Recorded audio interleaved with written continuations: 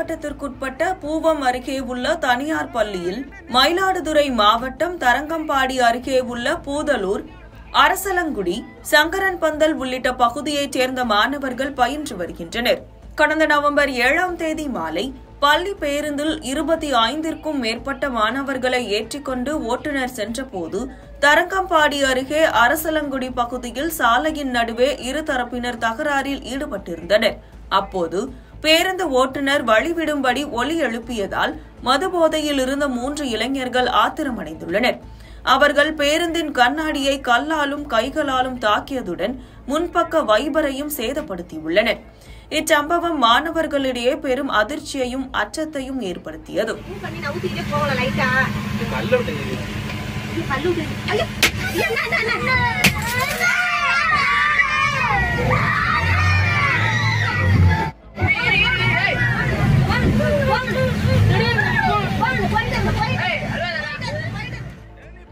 தாக்குதல் குறித்த காணொலி சமூக வலைதளங்களில் வெளியாகி அதிர்ச்சியை உண்டாக்கியது. பள்ளி வாகன ஓட்டுநர் ஆனந்த் அளித்த புகாரின் பேரில் 3 தனிப்படைகள் அமைத்து விசாரணை மேற்கொள்ளப்பட்டது. விசாரணையில் பூதலூரைச் சேர்ந்த ஆகாஷ், கபிலன் மற்றும் பெருவேலியைச் சேர்ந்த தாமரை செல்வன் ஆகிய 3 தாக்குதலில் ஈடுபட்டது உறுதி செய்யப்பட்டது. இவர்கள் 3 மீதும் பொது சொத்துக்கு சேதம் விளைவித்தல், ஆபாசமாக பேசுதல், மிரட்டுதல் உள்ளிட்ட 5 பிரிவுகளின் கீழ் வழக்கு பதிவு செய்யப்பட்டது.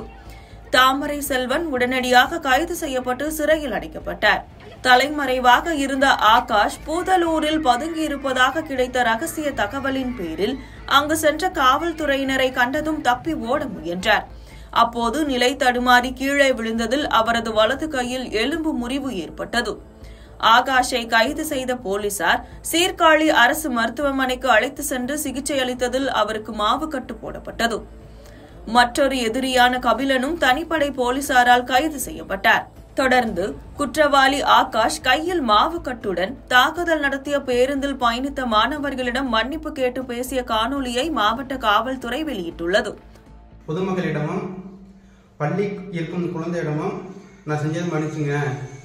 2 நாளுக்கு முன்னாடி ஸ்கூல் முடிச்சுட்டு வந்த வேணா நானே என் நண்பர்லாம் சேர்ந்து மறைச்சி கல்லால் அடித்து வைப்பர்லாம் உடச்சி ரொம்ப ரகலை பண்ணிட்டேன். அவன் குழந்தை எவ்வளோ கஷ்டப்படணும் புரிஞ்சுட்டேன். இப்போ என்னை மன்னிச்சுங்க. இந்த தப்பு நான் வருங்காலத்தை இந்த செய்ய மாட்டேன். ஆகாஷ் மற்றும் கபிலன் இருவரும் நீதிமன்ற காவலுக்கு உட்படுத்தப்பட்டனர்.